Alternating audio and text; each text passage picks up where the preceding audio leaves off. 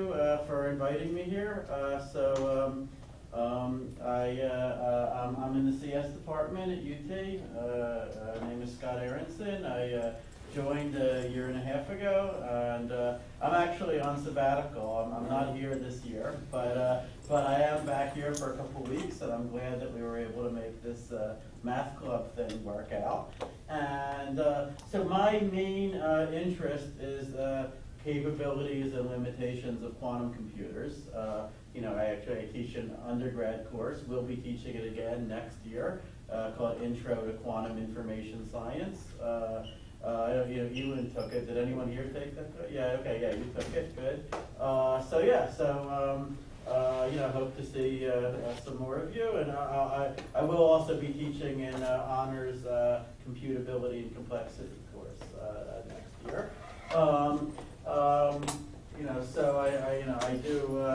I assure you that I work on many serious things. But what I'll tell you about today is something I've worked on that's less serious.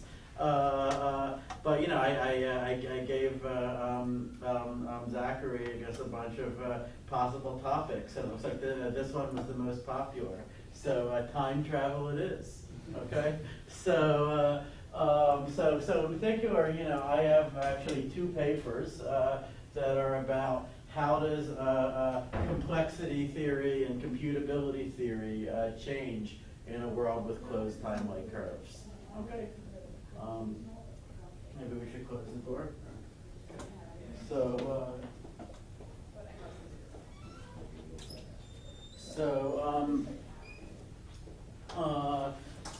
Of course, we don't know whether closed timelike curves exist or not.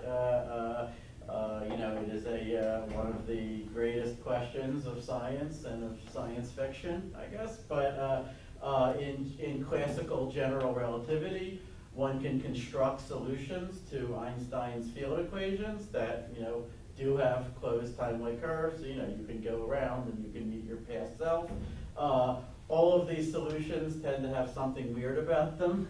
The first ones were constructed actually by Gödel.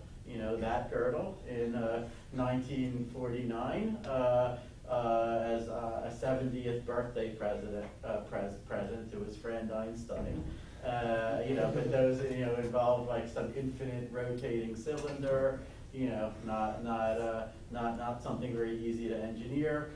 Since then, people have shown how you could create a wormhole, right? And once you had a wormhole, then you could just take like one mouth of it, put it in a spaceship, accelerate it to relativistic speed, return it to Earth. Now you've got a wormhole connecting two different times, right? By special relativity. The trouble is, in order to make a wormhole that's actually traversable and stable, you seem to need matter with negative energy density, okay, which does not appear to exist in our world. Okay, so ultimately, the question of whether time travel to the past is possible is a question to be answered by a quantum theory of gravity, which we don't really have yet. Okay, although there's some ideas in that direction. So I'll say whether time travel to the future is definitely possible. We do it at 1 second per second, and if you want to do it faster, you can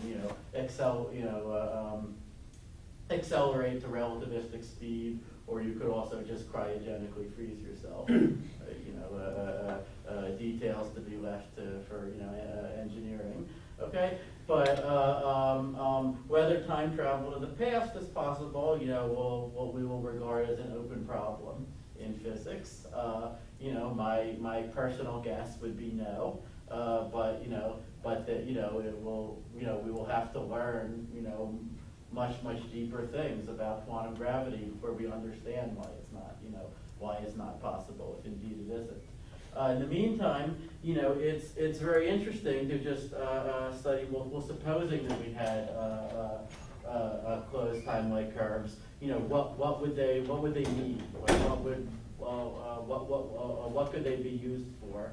And since I'm a computer scientist, I'm especially interested in how would they change the theory of computation.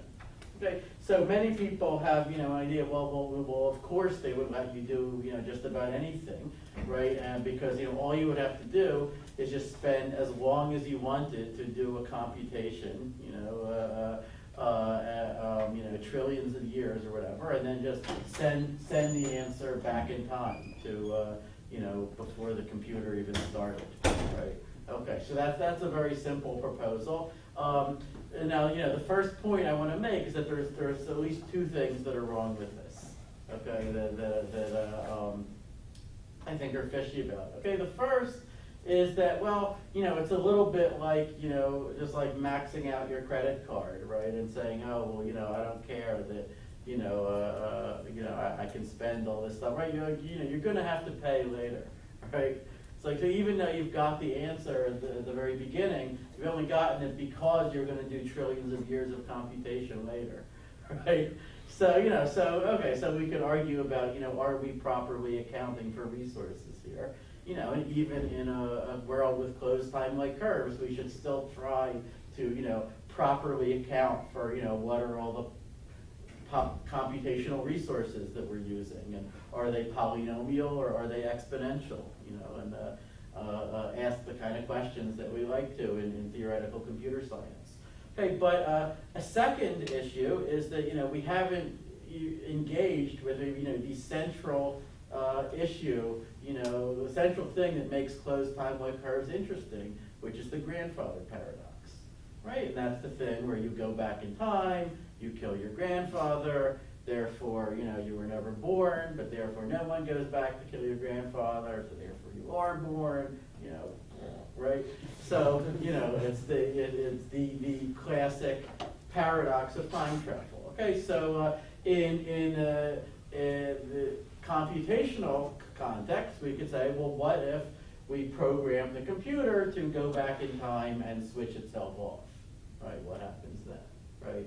It seems like in order to have even a meaningful model of computation, we need some account of either of what happens in that kind of situation, or else some reason why that situation will not arise, right?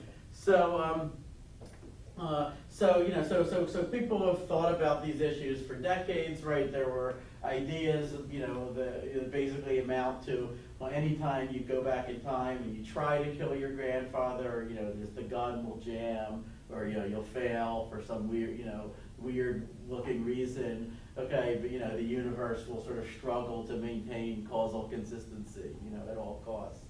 Okay, but that sort of raises more questions than it answers, right? How does the universe maintain this consistency? What are the actual dynamics? What does it do, right? So, I think a major insight about these questions came in 1991 when David Deutsch published a paper which was called Quantum Mechanics Near Closed Time-like Lines. So Deutsch is mostly famous for being one of the inventors of quantum computing, which he invented when he was a postdoc here at UT in the late 70s and early 80s. Okay, but this is a later paper where he was thinking about closed time-like curves, in the context of quantum mechanics, right? And particular in the context of the many worlds interpretation of quantum mechanics, which he's a very diehard proponent of. Okay, but the basic insight that Deutsch has, although he would never do this, one can state it without using quantum mechanics at all, right? One can state it just in terms of classical probability theory. Okay, and so basically what he said is that, you should, the grandfather paradox can be resolved if you'll just broaden a little bit what you mean by a state of a system. Okay, and even just to the state being a probability distribution. Okay, so if we let our state be a probability distribution, and let's also assume that there are only there's only a finite number of bits that can fit into the closed time-like curve. Okay, that will be important here. Later we'll see what happens when we relax that assumption. Okay, but if I have just, let's say, a sample from a probability distribution, right? I can think of that as just a vector of probabilities.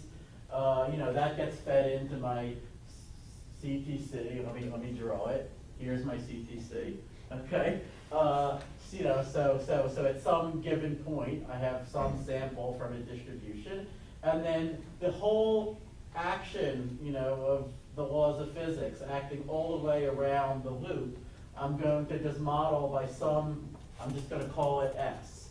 Okay, and S I'll think of as a stochastic transformation, right? In other words, like a Markov matrix, right?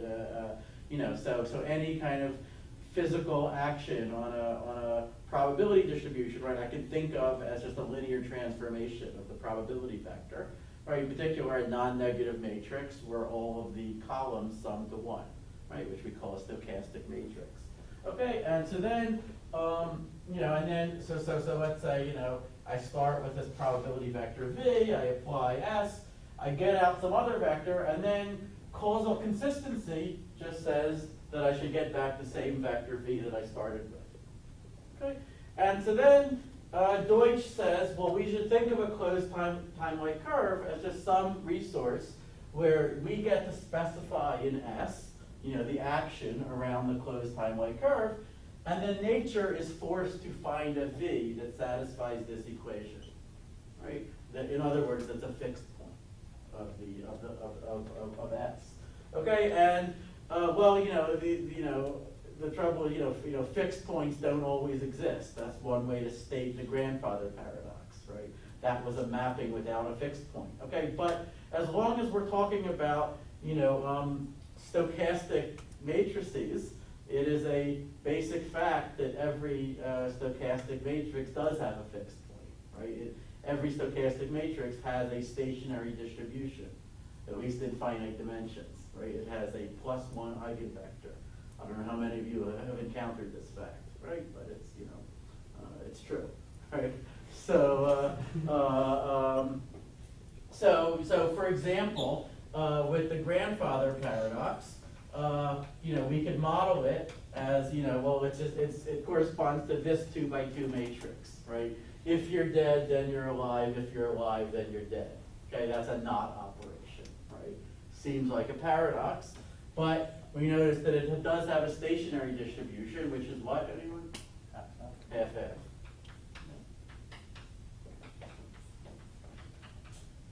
Okay. So, in fact, this is the unique stationary distribution, in this particular case. Okay, so Deutsch's resolution of the grandfather paradox is simply, you're born with half probability. If you're born, you go back in time, you kill your grandfather, therefore you're born with half probability, so everything's consistent, there's no paradox. Okay, you can think of it as like there's 2 tracks, which, Deutsch is perfectly happy with as a many-worlder, right? But, one where you're born and one where you're not born, and, sort of this one, goes back to sort of become the beginning of this one, and this one goes back to become the beginning of that one, right? But the whole picture is globally consistent.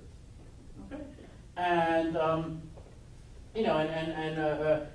where Deutsch was really interested in the quantum case, where the state inside of here would be not just a probability distribution, but would actually be a quantum state.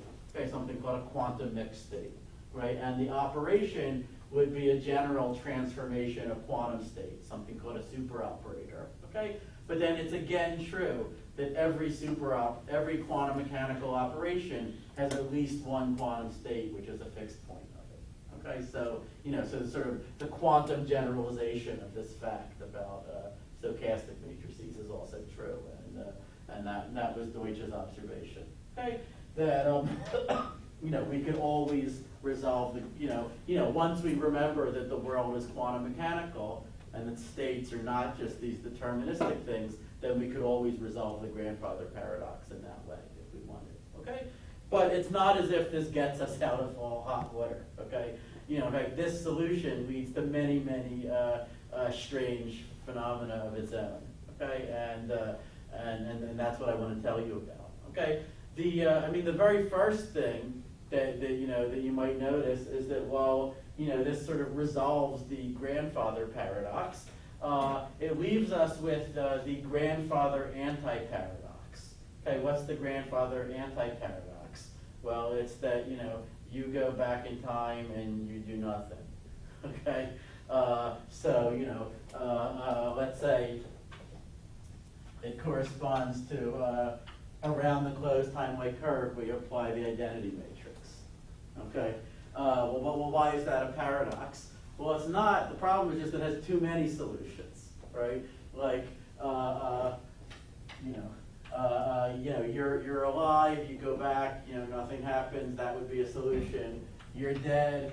Nothing happens. That would also be a solution, right? So so we can have multiple fixed points, right? And there seems to be no principle that chooses which one of them, right?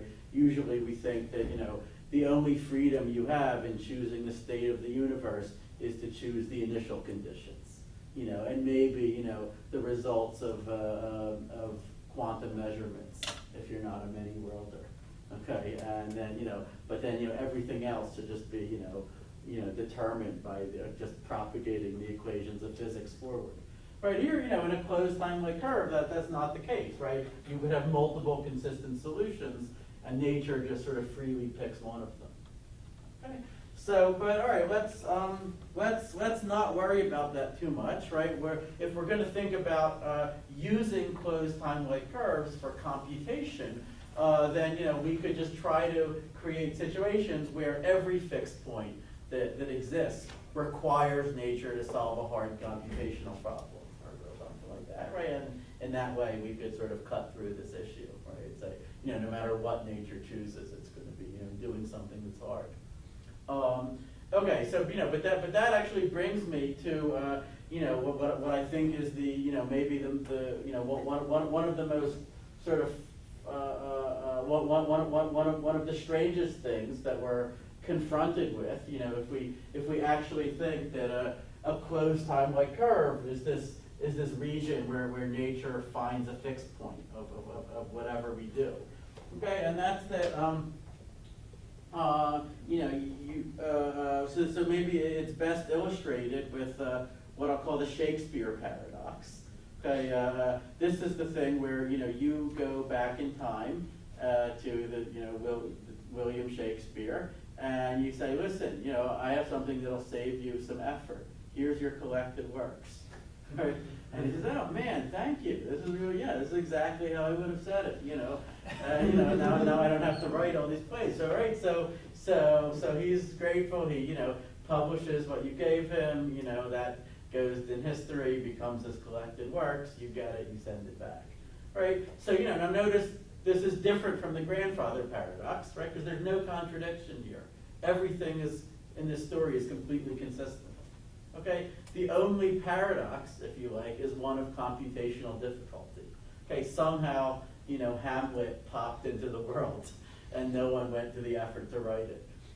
Okay, so there was I don't know if any of you saw like the fourth Star Trek movie was based on this premise also, where they go back in time and they give some important invention to the people of the 1980s who then go and invent it, and then and then that's how it was invented, and there's no there was never anything else, right? No one ever had to actually have the aha insight, because it's all just a causal loop.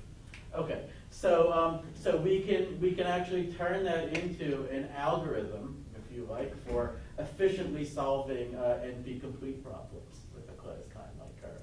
Okay, so you want to see that? Okay, so for those of you, how many of you know what an NP-complete problem is? Okay, some of you. So okay, so what's important for us is just that these are a famous class of hard combinatorial search problems, right? Where they have the property that there's an exponential number of possible solutions. You're looking for a solution that satisfies a whole bunch of constraints, a good example is solving a Sudoku puzzle. Hey, that's literally an NP-complete problem. Solving a jigsaw puzzle with no picture. Another example, fitting a bunch of boxes into the trunk of your car would be an example. So they all have the property that there's this astronomical space of possible solutions, and solutions can be checked efficiently, right? So if someone claims to have found the solution, then they can exhibit it. They can just show it to you, and there's a fast, which would mean a polynomial time algorithm to check that yes, that's a good solution. But if no one tells you, the solution, then as far as we know, you might need an exponential search to find it, right? No one has proven that you need it. That's a problem that some of you may have heard of, called the P versus NP problem. Okay, but let's see how any of these, super hard search problems could be very easily solved in a world with closed time-like curves. Okay, so we'll imagine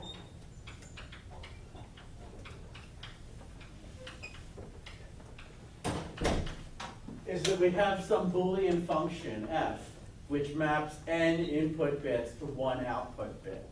Okay, and let's say that our task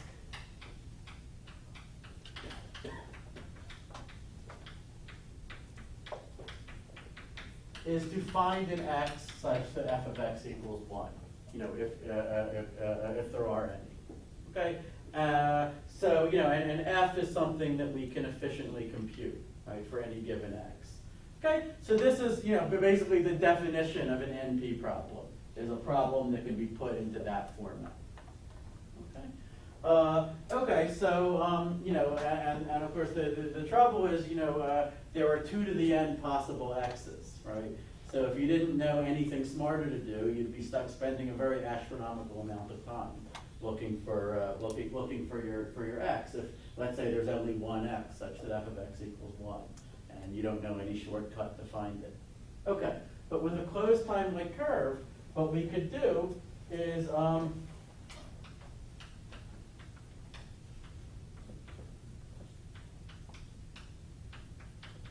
let me just write some pseudocode. So we take an n-bit string x from the future. We say we compute f of x.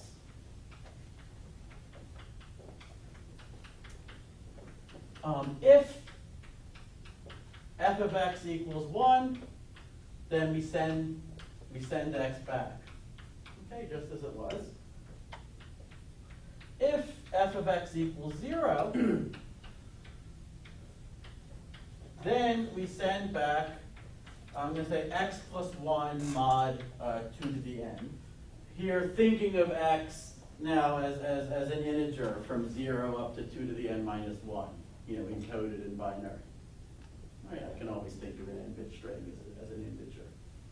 Okay, so like send back the next possible solution, looping back to the first one when I get to the last one. Okay, so let's go through this. Suppose that there are x's, one or more x's, such that f of x equals 1. Then what would be the fixed points of this mapping? Any such x. Yeah, any such x or any distribution over such x's, would be technically would be a fixed point, right? And those would be the only fixed points, right? So so if there are solutions, then the only fixed point of this map is that a solution appears, just like Shakespeare's plays just appeared there, right? In the example, right? So just by constructing the right kind of code, and putting it inside a closed time-like curve, we force nature to solve our NP-complete problem, just in order to find a consistent solution to this. Okay, so that's kind of the trick. Okay, now, by the way, what happens if there are no solutions? Can anyone tell me what's the fixed point then? The uniform distribution over all x's is then the unique fixed point, right? And so then if you get out an x and you see that it's not a solution, then you just know that there's no solutions. So either way, you are in the answer.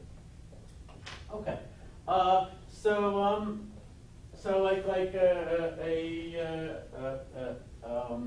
I guess 12 or 13 years ago, I got interested in, well, so what is actually the limit of what you can do in this, in this kind of model? Fine, you can do NP-complete problems, that's great, but in computer science, we know many things that are even harder than NP-complete problems, right? And, we like to classify things. So, this is, just to briefly orient you, right? P is the class of decision problems that are solvable in polynomial time. We think of these as the efficiently solvable problems for a standard digital computer, like the one in your pocket. NP, non-deterministic polynomial time, that's the class of all the problems for which a solution is efficiently checkable if it's given to you, right? And then the NP-complete problems just means sort of the maximally hard problems in NP, right? Those NP problems to which every other NP problem can be efficiently reduced. A big discovery of computer science in the 70s is that lots and lots of problems that people care about actually are in this NP-complete class, okay? But you can go even higher than that. Just to tell you a few things, there's this class called P-space. Anyone know what P-space is? Yeah? Stuff that you can compute with unlimited time, but polynomial amount of space. Perfect, yeah. It's what you can compute with a polynomial amount of memory, and let's say up to exponential time. Because you'll never actually want more than exponential time, because if you spent more than that, then you would loop back to a state that you had been in previously, by the pigeonhole principle. Right? So let's say polynomial space and up to exponential time. And then there's x, which is everything you can do in exponential time without the polynomial space restriction. Right? And these fit together like this. If you're wondering, can we prove that these containments are actually strict? Well, we know that P is strictly contained in X. Okay, which notice implies that either P is strictly contained in NP, or NP is strictly contained in P space, or P space is strictly contained in X. At least one of those has to be true. We believed for half a century that all three of them are true. But if you solve those, you'll win. If you prove any of those, you'll win eternal fame. Okay. Okay, but now we can ask, well, how far up do closed time-like curves actually get you in the complexity hierarchy? Okay, so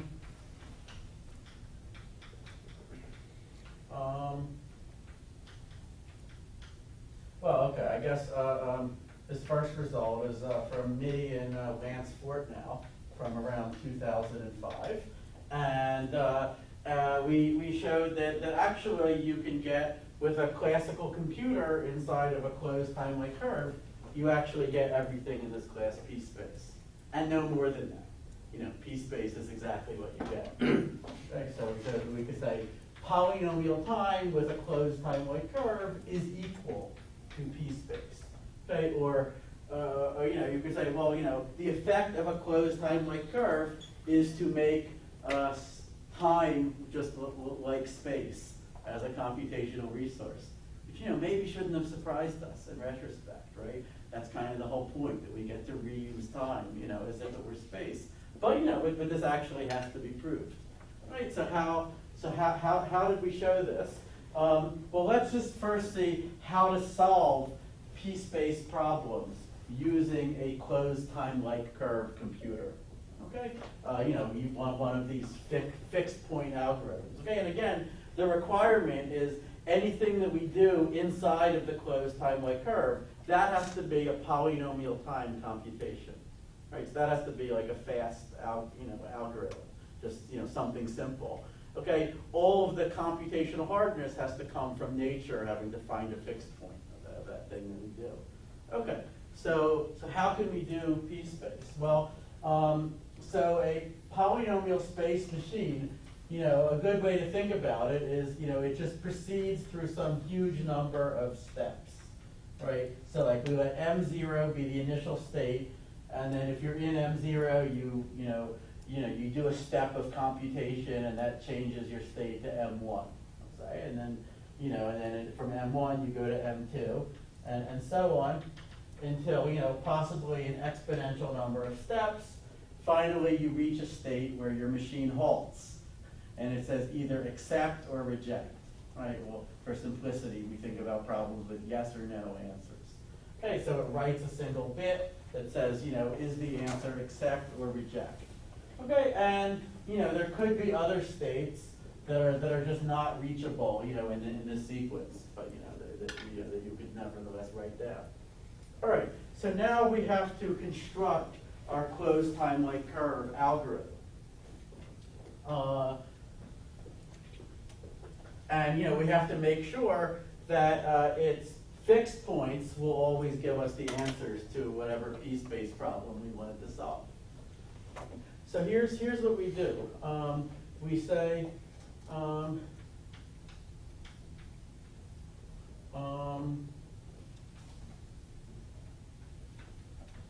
we take as input from the future a state, a possible state of our computer, which I'll call just M sub t. Let me assume that my computer comes with a clock, so it counts off how many steps have been happening. And so t time steps, and the state is m, or the mt, and then some additional bit b, which will be like a flag bit. Okay, and then we say if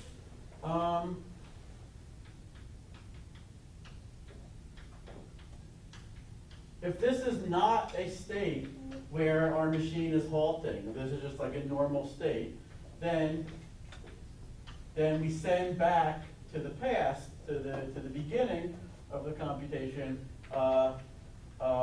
just like the next step on the computation, t plus 1, mt plus 1, and we leave the flag bit the same. Okay.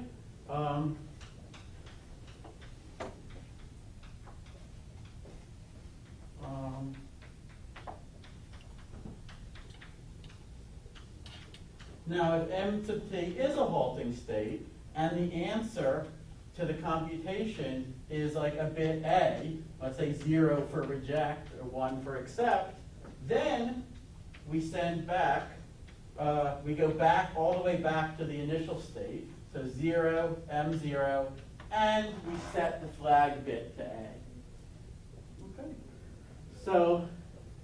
Okay. So now can anyone, and if we get something that's just not like a valid state at all, then we again just go back to the beginning with the flag bit set to whatever we like. Okay, so can anyone tell me what are the fixed points? Can anyone figure out what are the fixed points of this computation? Or is there one fixed point? Is there more than one?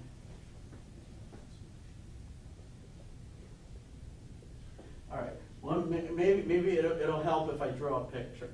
Okay. So the picture is, we sort of have two parallel tracks. The computation can proceed through all of its steps with the flag bit set the whole time to 0, or the computation can proceed through all of its steps with the flag bit set the whole time to 1.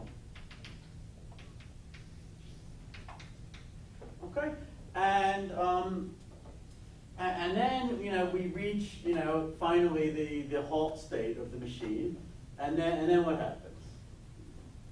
The flag bit gets set to whatever is the correct value. Let's say that it's 1. Okay, then from here we would go back to here, and from here we would go over to here. Okay, so what are the fixed points of this?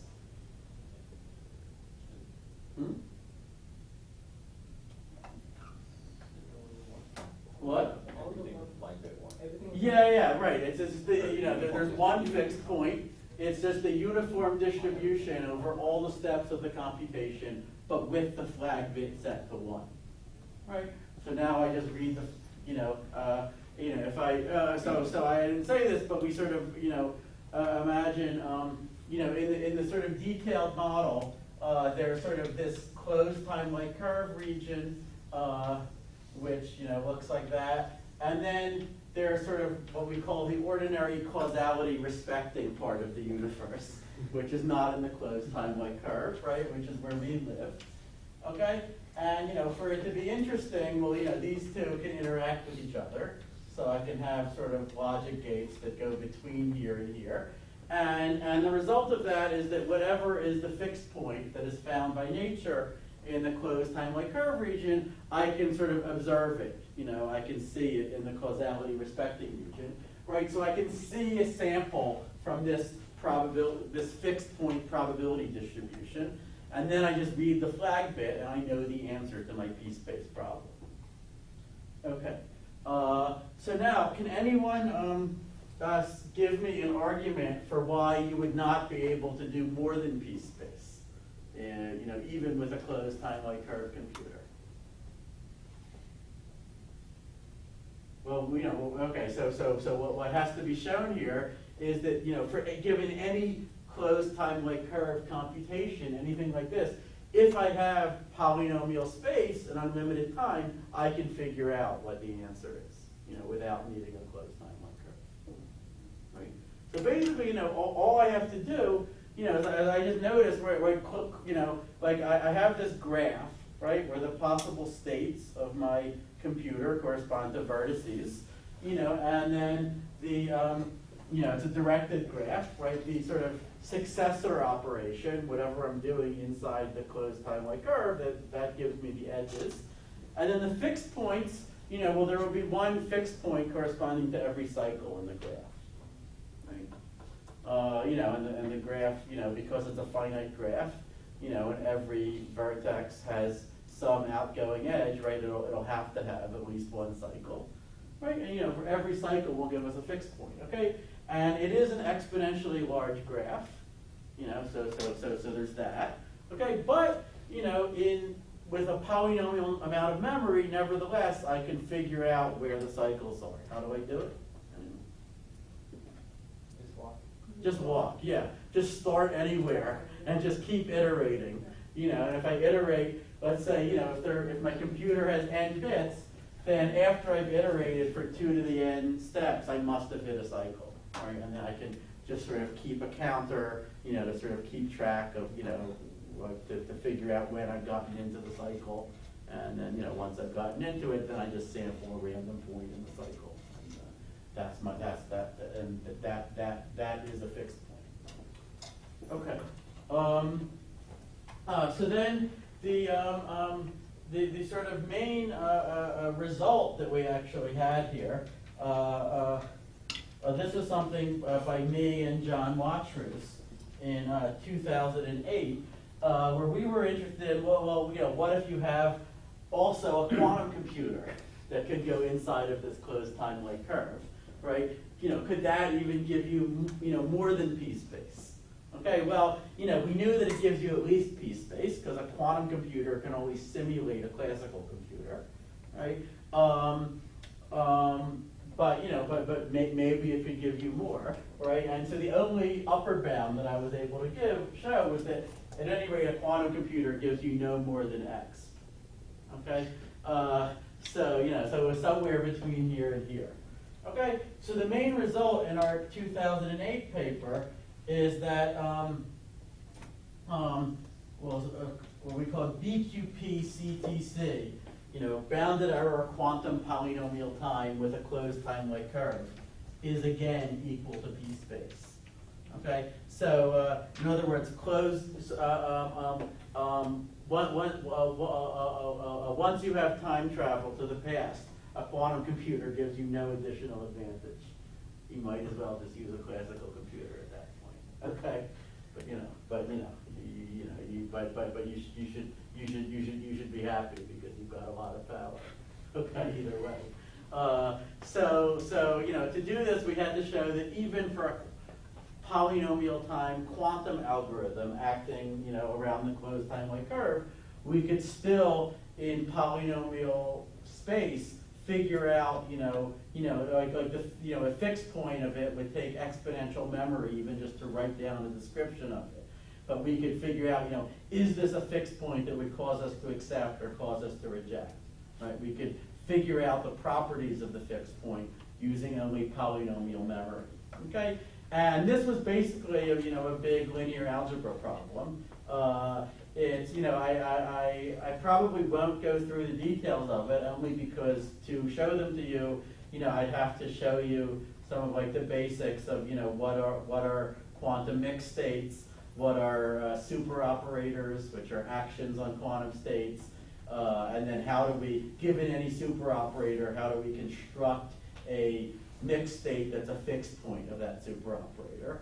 Okay, and we had to not only do that, not only prove that a fixed point exists, which is what Deutsch did, but show how that we could actually get constructive access to the fixed point in polynomial space. Okay, to do that, we had to use some algorithms that were invented in the early 1980s for doing like linear algebra with very, very small amounts of memory, right? And and that basically,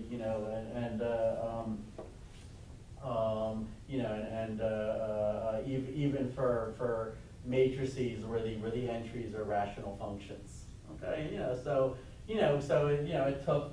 took some pages of doing, but it was basically a technical problem, right? And so we were able to show that even quantum mechanical superoperators, their fixed points can still be effectively found in p-space. Okay, and that's so that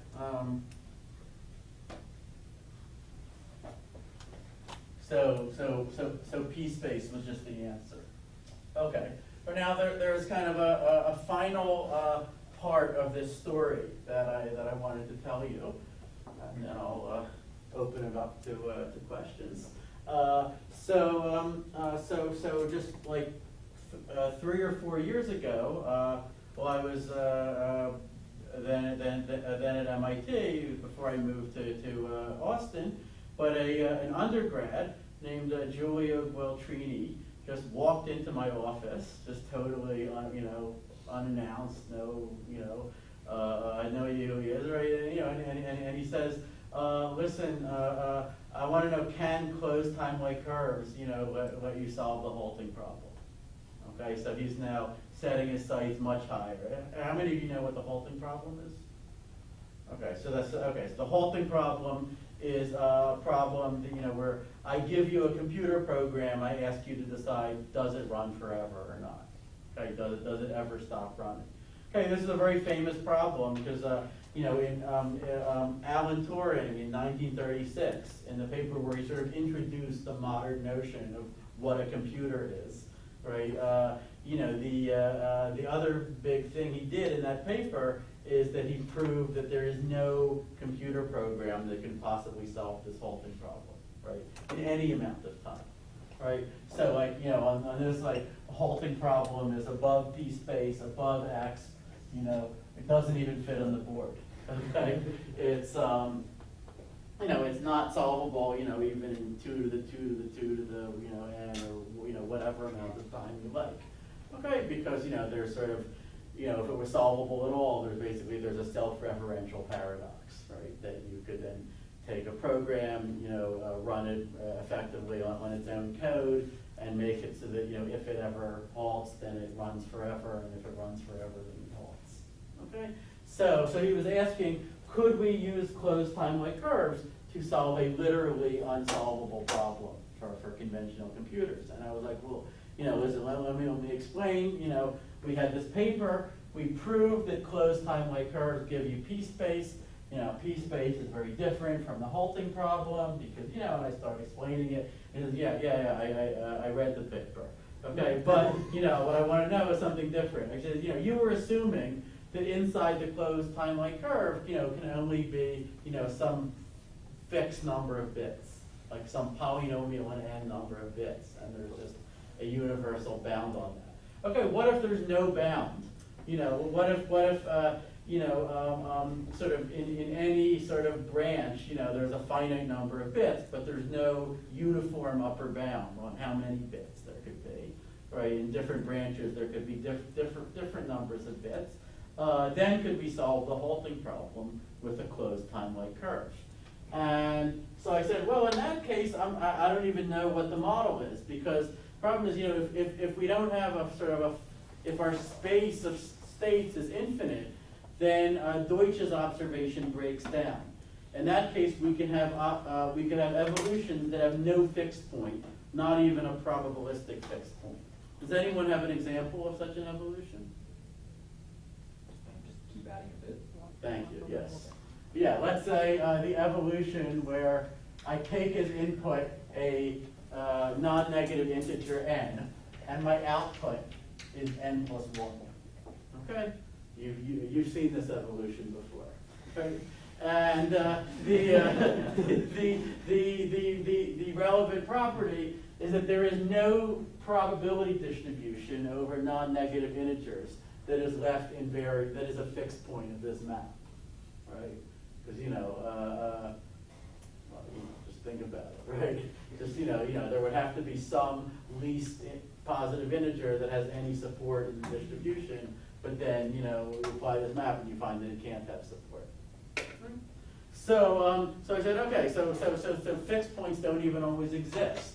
So what are we even talking about, right? What is Deutsch's model here? So then he said, okay, he just was unfazed by that. He said, let's just consider those maps for which a fixed point does exist. In other words, let's suppose you're promised that there is a fixed point. Okay, and then would the ability to find that fixed point let you solve the halting problem? Okay, this is the question. So he and I thought about that for a bit, and the answer turns out to be yes. Okay, you can solve the halting problem. All right. So let me show you this. This will be the last algorithm that I show you. So let's say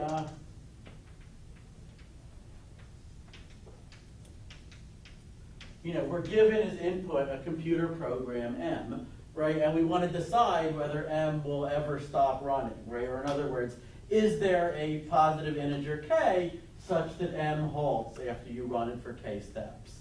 Or does M just run forever, right? By the way, if, any math people want to know, like a good example for the halting problem, right? Imagine writing a program that just searches for counterexamples to the Goldbach conjecture, and it halts as soon as it finds one, right? Or searches for counterexamples to the Riemann hypothesis, for zeros off the critical line, right? A huge number of famous unsolved math problems you can phrase as just particular cases of the halting problem. Okay.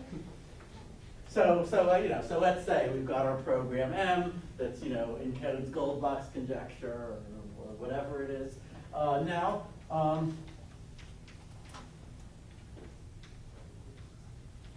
we take a non-negative integer k from the future, as usual. Just a conventional thing. Now we run M for k steps.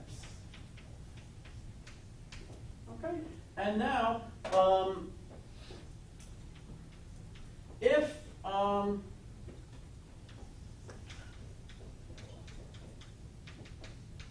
M halts in exactly k steps, we send back k.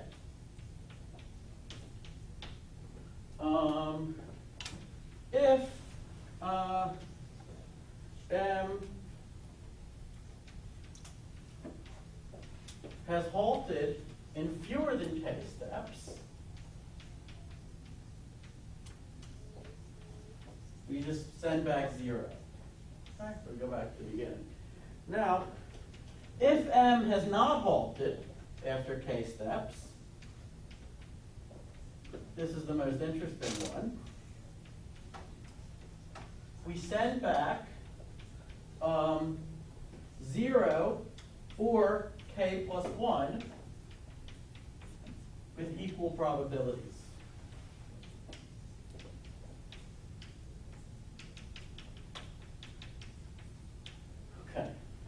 So now so this is the program. Okay. So now let's first suppose that that M halts in some number of steps. Then what are the fixed points of this evolution? K. Yes.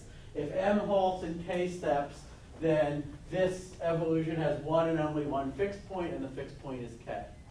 Okay. Now, more interesting, what if M runs forever? Then what are the fixed points?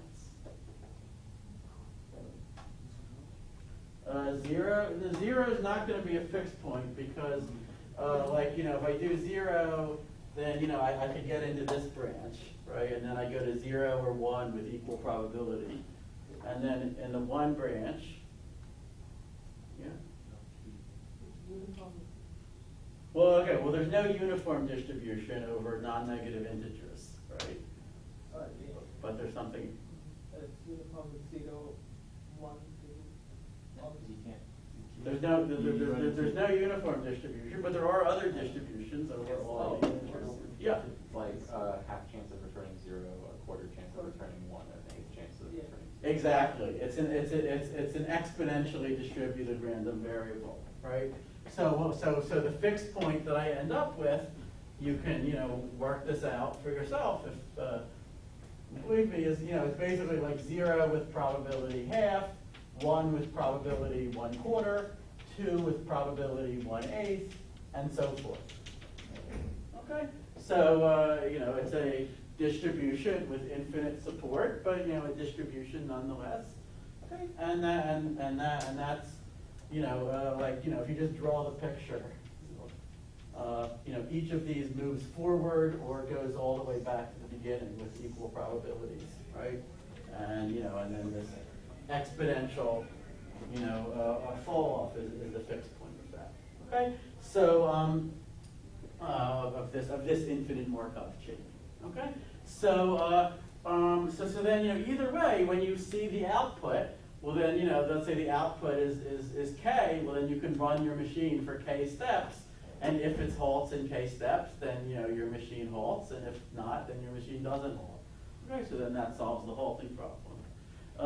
So then we got very interested in the question. Well, could you do even more than the halting problem? Because why not, right?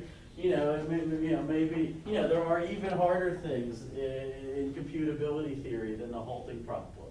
Like there's the halting problem for machines that had magical oracles to solve the halting problem.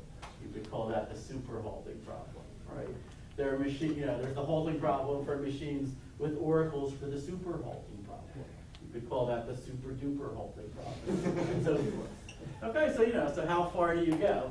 Okay, so then the main result that we proved in this more recent paper from a year or two ago, and this is by me, Mohammed Bavarian, and Julia Gueltrini, is that what you can do in this model of unbounded closed time-like curves is basically whatever you could do with an ordinary computer with an oracle for the ordinary halting problem.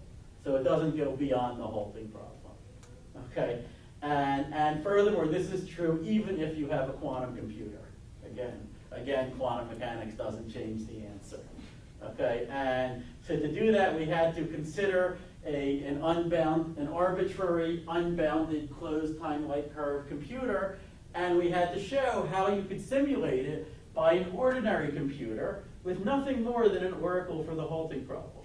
Okay, and so we gave an algorithm to do that, right? The algorithm involves sort of looping over all possible approximations to all possible fixed points that the closed time-like curve computer could have. Now there's a continuum of possible fixed points, right? Like all distributions or all quantum states. What we do is within that continuum we find a countable dense set, right? Just like the rationals are dense in the reals, right? And we loop over all the elements of this countable dense set. Okay? And then for each element, say that an element is sigma, what we do is we use our oracle for the halting problem to see, is it the case that like S of when I apply, let's say my operation is C, when I apply C to sigma t times, I get back to something close to sigma. Is that the case for all t? Right? I can, if I have an oracle for the halting problem, then I just loop over all t, and I hold if I ever find one where c to the t sigma is far from sigma. Okay?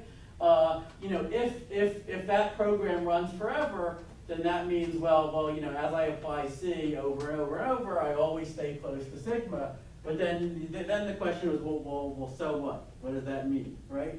Well, it's clear that if sigma is close to an actual fixed point of C, right, meaning like a row such that C of rho equals rho, if sigma is close to such a row, then this approximate equality will hold. Okay? The difficulty we had was the converse direction. Okay, suppose that as I apply C over and over, I always stay close to sigma. Then must sigma be close to some exact solution rho? So we were able to prove that the answer is yes. I had to learn something about functional analysis in order to prove that. Something called the Rees representation theorem. Whatever. We used we found the right math to use. And so we proved that, and then that gave us our algorithm with a whole oracle. So that I think that sort of settled the computability theory for closed Timelike curves. So since I'm running out of time, let me stop there, and I'm happy to take a few questions.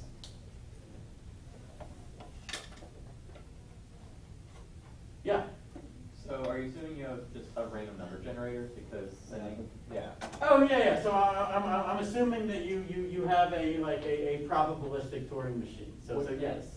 So something able to generate randomness. Yes. So wouldn't it give the same randomness every time? Because Well, okay. So I think it's more. I find it more intuitive to think of it as a quantum computer inside the closed Timelike curve, right? And then if I say I could just say I create this superposition state, right? And then it's this if I were to measure it, it's this same distribution every time, right? So so it's the same distribution every time, but what we do assume that you have the ability to generate a distribution with actual randomness in it. Yeah. This is probably naive, but let's say I have a quantum state, and I measure it, it's fallen to one of the ideal states, and I push it through a closed Timelike curve, and I go to a point before my measurement. What would I have? Would I have the superposition back? Sorry, I'm not sure I understood the question. Okay, so I have I have a superposition. I measure it. I get a eigenstate. Now I put this ensemble into a closed Timelike curve, and I get it back to a point in time that was before I measure.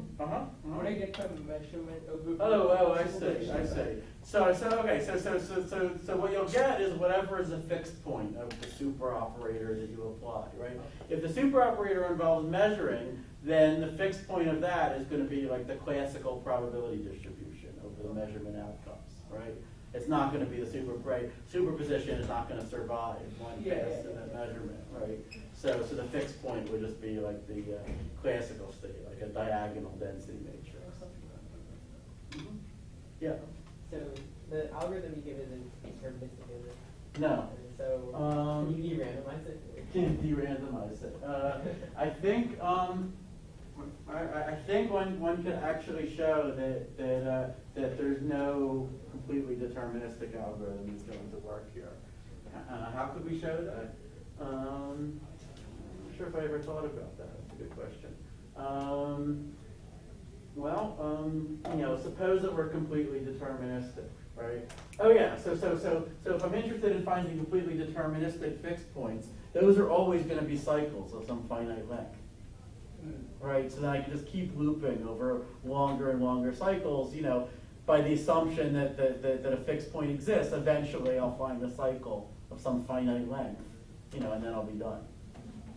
Right? Sorry. Yeah. So the point is that if the evolution were deterministic, then the fixed points can always be finitely described. right? It's just a cycle of finite length, right? So then I just loop over, I iterate over all the possible cycles until I would find one. So then I don't do anything computable. Good question. Yeah. Why can't you just use the normal, like, self-referential problem paradox? Like, showing that why doesn't the classical proof of the undecidability of the halting problem work on this? Oh, you're saying like why can't you if just I tried to use that proof? Okay, good. So what we would show is that this model of computers with closed timelike curves cannot solve its own halting problem. Okay, that would be the conclusion that we would get if we ran Turing's proof on this, right? And so that we would then get that, like, using this model, which could merely solve the halting problem, that you could not solve the super halting problem, right? That would be the conclusion that you'd get out.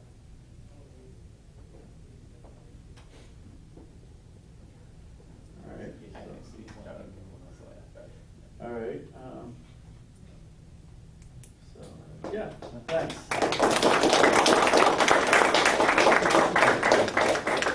All right, thanks a lot. I would have loved to stay for pizza, but we have to take a faculty candidate for dinner. So